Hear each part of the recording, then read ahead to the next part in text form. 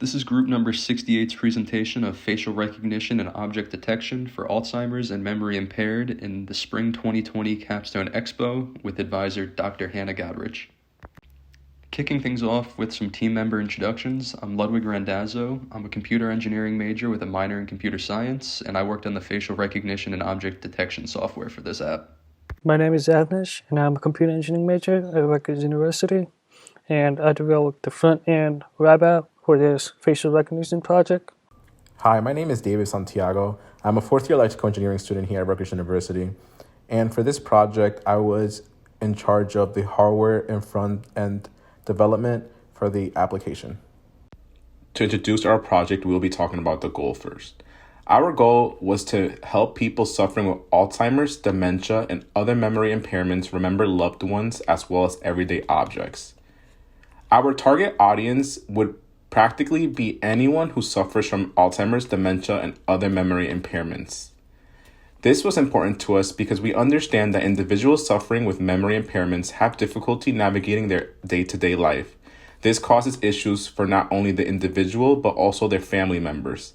A person suffering from memory impairments may struggle to remember family members, objects, plans, relationships, and so many other things that are essential to everyday life.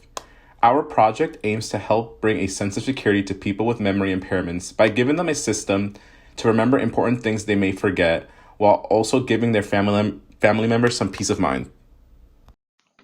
So I first dreamt up this project back in my freshman year here at Rutgers. Unfortunately, it came as the result of my best friend's grandfather suffering a stroke and the complications that came with it, one of which being a memory impairment.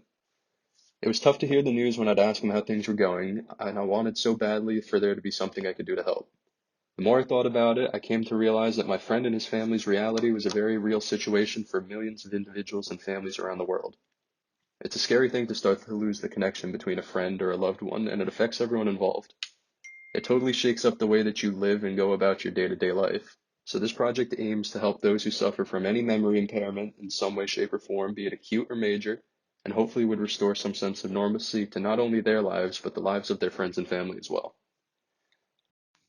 Unfortunately, Paul Baldessari, my friend's grandfather, passed away back in January of this year and wasn't able to benefit from this kind of technology.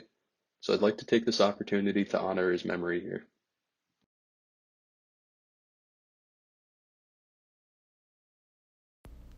Our original scope of work for the project was to use a Raspberry Pi and a screen.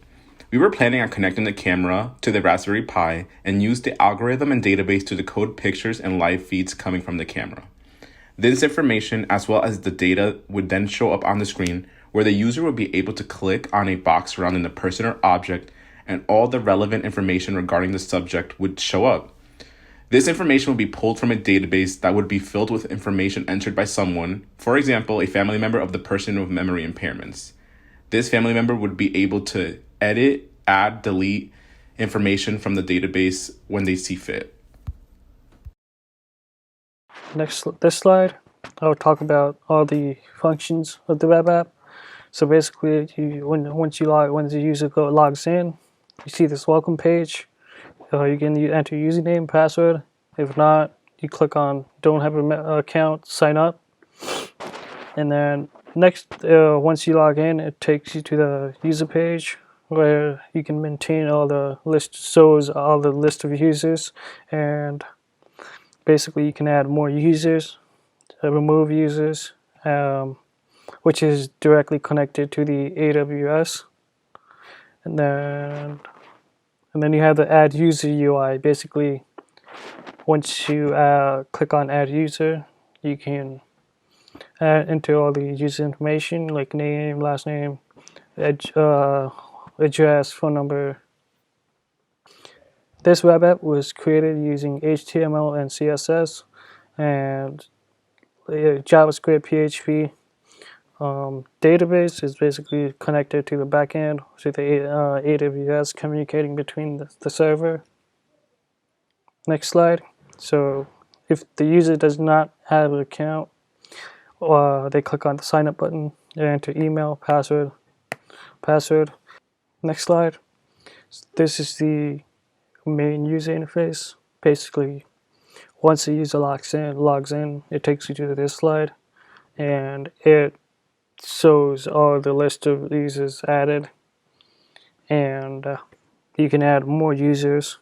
So yeah, also each of these directories is connected to AWS. So basically, there's folders on the AWS, and also it also shows the folders on this website. So they're both connected, and it updates together. Add user interface. You basically enter all the user. Once you click on add user, brings you to this page, and you can enter all the information: name, phone number, date of birth, email address, where they live, relationship to that person, their job, their husband or wife name, and also upload their images. Once you click on the choose file and upload.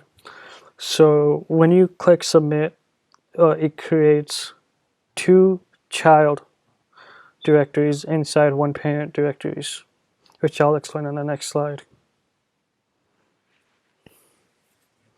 So basically, all the information is stored using MySQL for um, like all the names and stuff, but the images is stored on different directory. So when you click submit, it creates two new folders inside one main folder. One folder is for all the names and stuff, and the other folder is for the images only.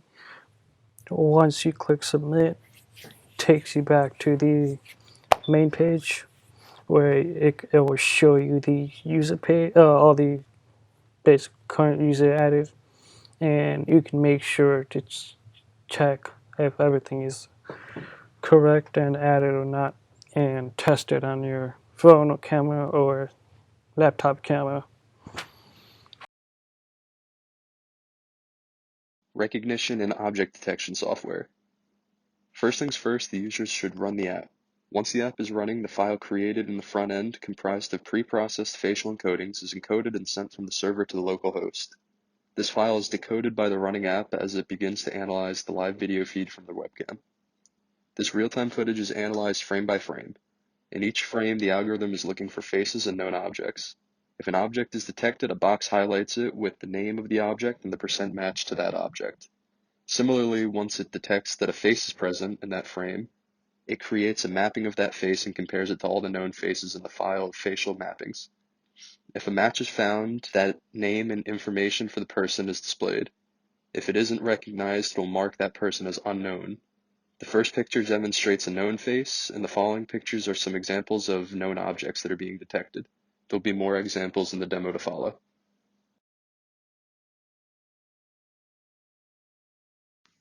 Now on to how all this stuff just seems to magically work. All the scripts were programmed with Python, but none of this would have been possible without the help of dlib, OpenCV, and TensorFlow. dlib for facial detection and mappings, TensorFlow for object detection, and OpenCV being the glue that holds everything together. When the live video feed starts, the video is scaled down by 1/4 to allow for faster processing. These smaller frames are easier to process in bulk without too much image quality loss, meaning that key facial features will still be detectable. Using a generic TensorFlow model, the frame is scoured looking for an item match. If an object is found that has been included in the model, it will be displayed to the screen with its percent match to the item that it's thought to be. Currently, the model is relatively basic, but as a final product, the user will have full customization of this model and objects that are to be detected by it. After all, everyone's circumstances are unique to them, so without customization for each user, similar to that of how we're adding friends and family members' faces and information, there would be no point. For facial recognition, the frame must first be analyzed to detect a face. dlib is responsible for this task. It finds and creates a facial mapping that can be used by the script to compare it to the knowns. As mentioned before, the newly found mappings are compared to all the known ones, and if there's a hit, it'll be reflected as such in the output to the screen. Now moving over into the demo side of things.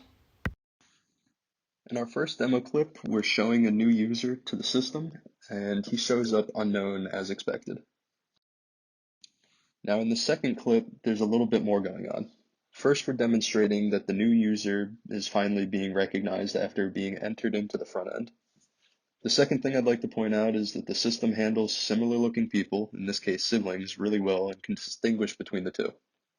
And finally, the last thing to note is how the app handles multiple people in frame and keeps track of the knowns and unknowns accurately.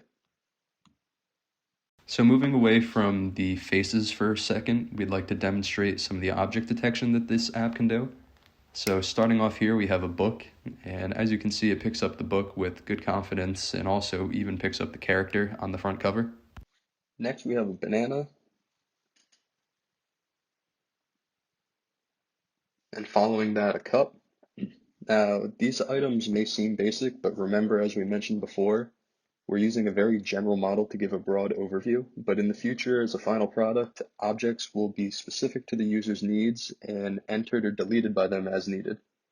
The goal of this is to be as customizable to each user as possible because each person's circumstances are unique to themselves.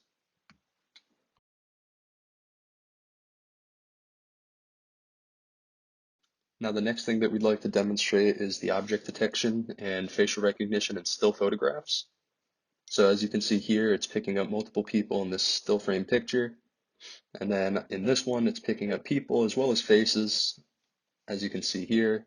So pretty much we want the user to be able to, even in their own time when people aren't around, to look through photo albums or old books and memories to kind of retrain their memory and recognize who people are.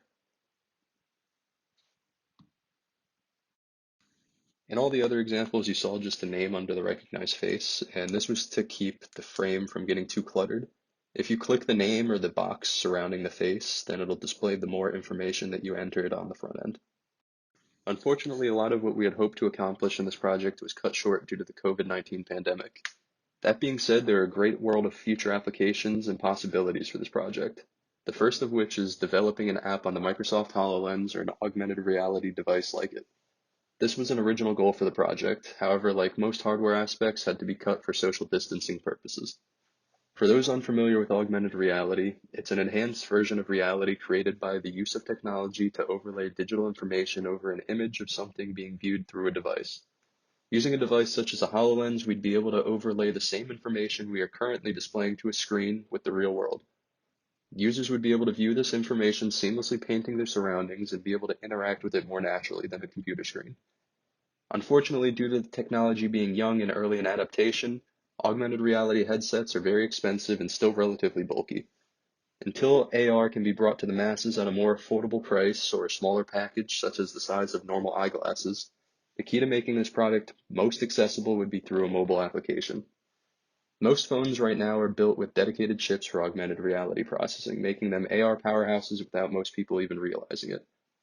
All this power in your pocket would allow users to import objects, family members, and friends into their account all from their cell phone. Then to use it, they'd simply have to aim their camera at people or objects like they're taking a picture, except it'll be analyzed and displayed to the screen, which in turn places it in context of the real world for them. This has the potential to be very accommodating for people that still lead very active lifestyles, or for those who want to retrain their memory on their own time by using it to look through old photographs or exploring their own house.